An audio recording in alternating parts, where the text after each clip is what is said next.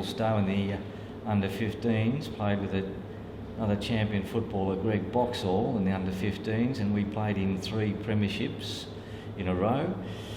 And at that time I was also asked to go to the down to Hawthorn and play in the 4th, so I was playing in the under-15s in the morning at Pauline Templestowe, and then the 4th at Hawthorn. And in that particular year in '66, we won the Premiership in the under-15s, played Richmond 4th at Footscray in 1966 and were beaten in the grand final. And the school I was at the time in 5th form was Bourne High, and we won the Premiership there. We beat Blackburn in the football, the high schools division. So I played in 3 grand finals in '66, won 1 and lost 2, which was a bit of a highlight. But from then I stayed at Hawthorn in the 4ths, and then into the 3rds in '68 and 1969, and that's when we were playing Richmond in the grand final. But I played a lot of football in the 3rds with good friends from Bourne High, Ian Kerr, George Stone and John Hook, and we had a great time at Hawthorn. But the big disappointment there was losing the grand final. And I continued in the for a year in the seconds, and was approached. I was still intending to play in '71 at Hawthorn. I had a couple of handy rovers there at the time, Lee Matthews and Peter Crimmins, so I was getting I could see I mightn't have been getting too far. And then I was approached by Camberwell to play, to go down there, or Box Hill and Camberwell, but I chose to go to Camberwell. I remember going back down to Hawthorn, and I actually wasn't given the boot. I was speaking to John Kennedy. He said, "Look, I'd like to leave and go to Camberwell." He said, "Well, that's probably not a bad move," and he didn't say no, so that was it. I was gone. So I actually wasn't given the boot, and to some extent I possibly should have stuck around one more year, but I didn't, and went to Camberwell in 1971. But that was their first big recruiting drive. Their last 10 years, I think they've lost just about every game. And in '71 they picked up about 7 or 8 players and had some success, and won about 5 or 6, and they slowly built from there until we won '79. In the interim, I'd played there from '71 to '79, but in the interim I had a sojourn down at Sandy, and for one reason or another that really didn't work out, and I was happy to come back to Camberwell because I was travelling from Templestowe at the time down to Sanding. It was just too far to travel. Happy to come back to Camberwell, and the best thing I did, of course, because we played in the '79 grand final, which was the highlight. And then in early '80, having some issues with my career, we finally we made the move to the country and went down to Portland first initially with the legal practice I went to. Played 2 years at Portland, but the second year I actually captain coached Portland, which was really great fun, and we were knocked out in the preliminary final in playing for Portland. And then I had another move in my career to Hamilton, which was a positive move, but so I played with Hamilton Football Club in the Western Border League, as was Portland, and played 3 years, but the last 2 years I was playing coach again, captain coach, and again we got into a preliminary final in the first year and were beaten. But that was really, the coaching was good, and playing and coaching, really I was sort of ready to give football away, but coaching kicked me on, and it was a great time then, and that was my career. I touched on it earlier when I was at Hawthorn. Look, I wouldn't have made at Hawthorn. I was only little bloke and small bloke, but I left because I was asked to play at Camberwell, and I was a student, and $40 a game it was then, boys. It was good money for a student who wasn't. So I thought, oh well, that's pretty good, and you weren't getting anything at Camberwell. So I went. I think I could have stayed there at Hawthorn for one more year, and it might have been interesting to see what happens, but you don't know.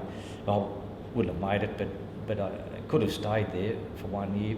unless they might have given me the flick in 70 anyway later on. So that's one. The other one, I was thinking about that a bit earlier, and in the 79 season, my career was I was slowing down, and I wasn't as dedicated as I could have been in 79 in my playing career, and that wasn't fair to the coach. And I was going through my career wondering where I was going to finish up in the law, and was looking around to seeing where I was going to finish up and going for job interviews, and then of course we were going to have our first child in early 1980, and that was on playing my mind in sort of 79 as well. I'm worried about my career, so I wasn't as devoted, and I could have performed better, I reckon, as a player in 79 than I did. I had a pretty, what I thought was a fairly average year. I was still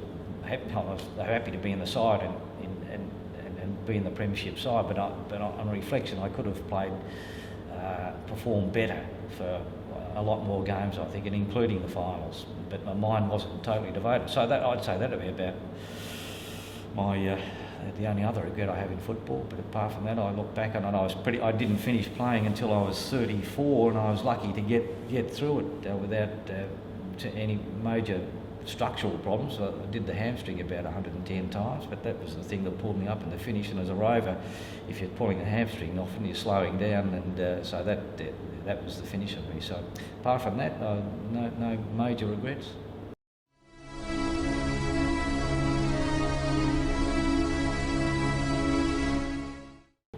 You blokes that are watching this thing now, you've all seen Lee Matthews play. Well, I probably wasn't quite in that field really, but I'm not too sure. I don't know how people think I played. I suppose I was fairly fast. I was quick, I suppose. I was a speedy little rover. It wasn't really big, bulky bloke belting up bloke. So what I used to do was give the lip and let John Hook clean up after me. So that was always a good ploy. But I was quick. I kicked goals and didn't have a great deal of stamina. I used to like resting in the pocket, particularly up in the grandstand there at Camberwell. You get the glory there when you kicked a goal if Happy Hammond didn't pitch it from you. So I'm not too sure what I'd say that'd be my summary, that I was a pretty speedy little rover, could kick both feet, which is unusual in those days, and that'd be about it, I'd say.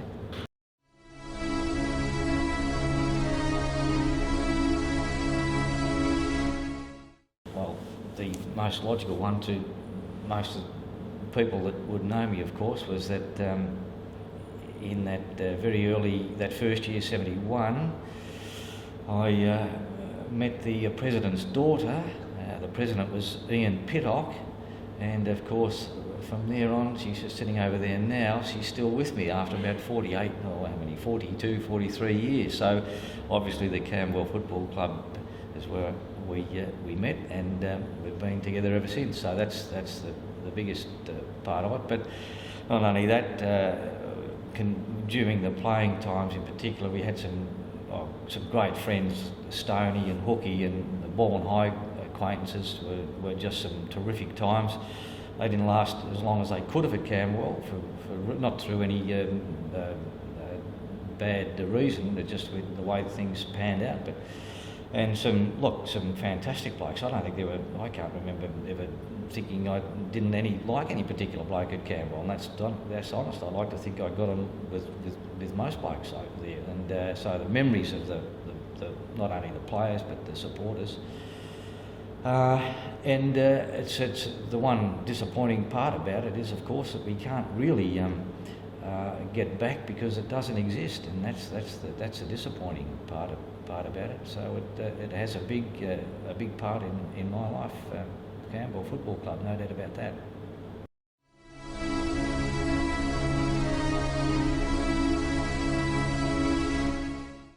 The 1978 Premiership year, the grand final, well, that was really, I was glad to be back at Camberwell. That was my first year back after the 2 years away at Sandringham, and I can't remember a lot about the season, but I know it was a good side and we had some really good players. But the 78 grand final, of course, we lost, and I didn't play because I was injured. I think it was the hamstrings. Again, I had a fair few problems with hamstrings. But I played in the other finals, and I was it was our first grand final, and having played, you know, all from 71, it was really a bit of disappointment. And I think, from memory, in that week leading up to it, the Age came and interviewed me. I was to play my 100th game or something, and there's a photograph in the paper, and of course I couldn't even play because they didn't let on that I wasn't going to be playing. And of course, on top of that, I did actually have a good day out. Probably one of a few good games that I'd had was in the second semi-final against Frankston. I've kicked 6 and had a good day, so I was really looking forward to playing again against Frankston, and I missed out. So I remember the disappointment was pretty bad. So, and I can't remember. I obviously was there watching the game, but I can't remember much about it other than it was very disappointing. So that's my memory of 78 grand final, which isn't too good.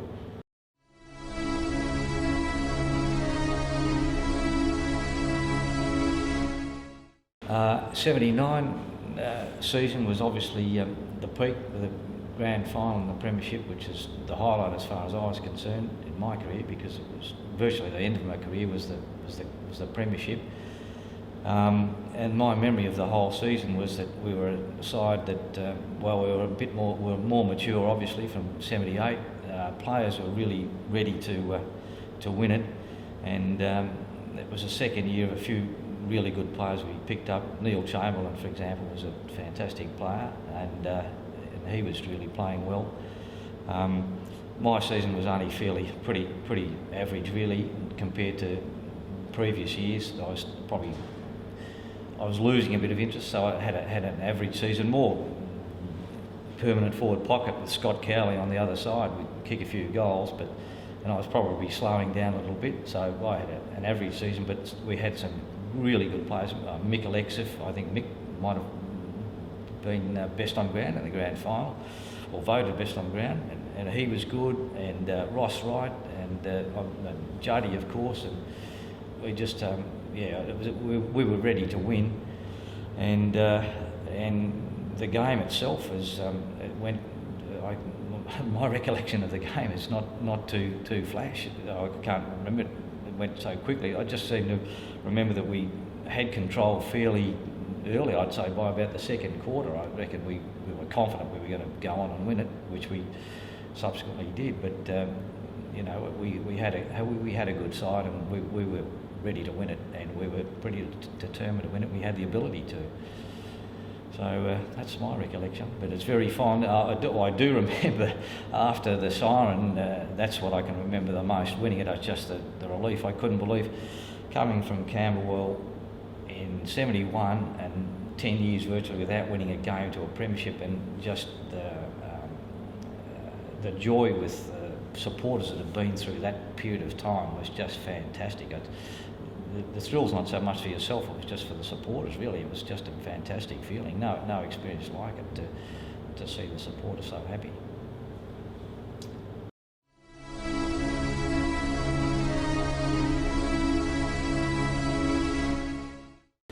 The coaches we had at Camberwell were Peter Brenchley, who was actually the bloke who got me down there. Peter Brenchley was a bloke who played in a Premiership side for Melbourne on the wing. He was obviously a very good player. I can't remember him, but he was a good player. He was a non-playing coach.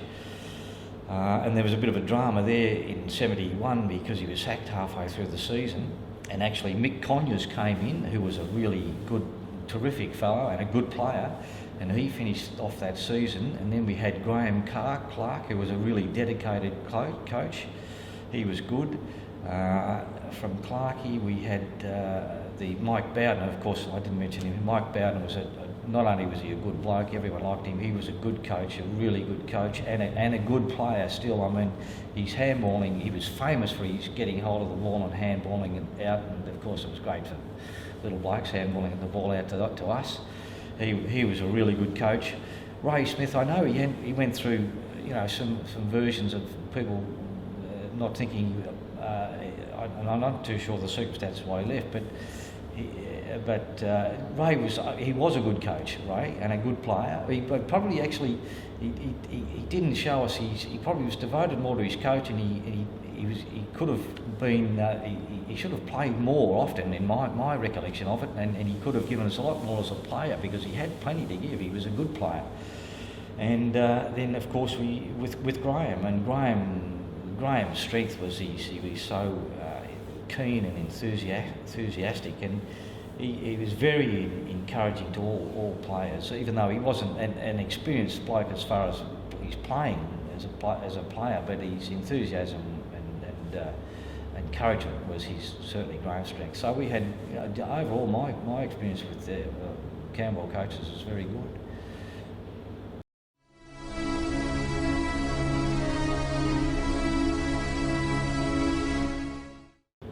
Players at Campbell, the good players at Campbell, of course, well, there were many because we were good from the mid-70s on, but I can give that in stages without sort of leaning on any one particular person. When I first arrived, they'd recruited a bloke that year in 71 called Rod Evans, and he was a centreman, and for his time in 71 he was tall, he was about 6'2", and he was an absolute standout. He won the trophy for the field trophy, I think it was called, for best and fairest in the competition. He won it by a street, and he absolutely dominated. He played just about every game, and he was really good and would have fitted in with any of the sides we had.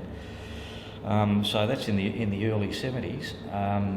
Then in the mid 70s we would have had that's when, well, of course, Happy, Hammond, Stoney, Hookie, really all talented players. Look, Happy, there's no doubt, you'd have to mention Happy, was really good. And one I'd have to say this about Happy, not only was he a tremendous mark and kick, but the punishment, and I was alongside it plenty of times in the forward pocket there, he took some shocking punishment, and often he would know it was coming, and he'd still front up again, and, you know, the next 5 minutes to try and take another one. His courage was underrated. So he was good, terrific player. And then moving into the sort of beyond the mid 70s into the later 70s, Bluey Oliver, Ross Wright, Neil Chamberlain was it before, really was he was a terrific player. Unlucky not to be in the team of the century as far as I was concerned. Neil Chamberlain was a ripper. And Juddy, of course, Juddy was right up there with him as well. He was just a fantastic player. Look, I'm trying to think and there's plenty on that level, and you've caught me on the spot a bit, and I know I'm missing some others, but the ones I played with, the ruckman and resting alongside Happy, they were in the forefront and the centremen, so I can think of them, but there'd be some other back flankers. Look, where Greg was a tremendous difference, like the stars with the ability, and the blokes with the courage, and then the blokes, the real workhorses. We had some really good players. Kerry Hayward was another good ruckman. I think he was only 1 year there, but Kerry was a dream to rove to.